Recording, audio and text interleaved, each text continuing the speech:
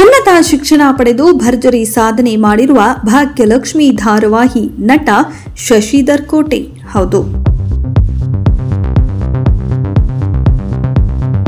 ಜನಪ್ರಿಯ ಭಾಗ್ಯಲಕ್ಷ್ಮಿ ಧಾರಾವಾಹಿಯಲ್ಲಿ ನಾಯಕ ತಾಂಡವ್ ತಂದೆ ಧರ್ಮರಾಜ್ ಪಾತ್ರದಲ್ಲಿ ಶಶಿಧರ್ ಕೋಟೆ ಅವರು ನಟಿಸುತ್ತಿದ್ದಾರೆ. ಶಶಿಧರ್ ಕೋಟೆ ಅವರು ಮೂಲತಃ ಮಂಗಳೂರಿನವರು.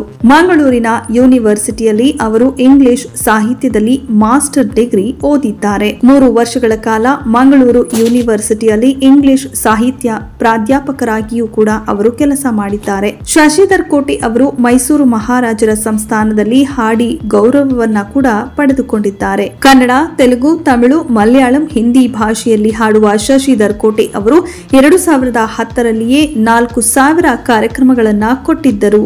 ಶಶಿಧರ್ ಕೋಟೆ ಅವರು ಗೀತಚಿತ್ರ ಎನ್ನುವ ಈವೆಂಟ್ ಅನ್ನು ಕೂಡ ಆಯೋಜಿಸುತ್ತಾರೆ.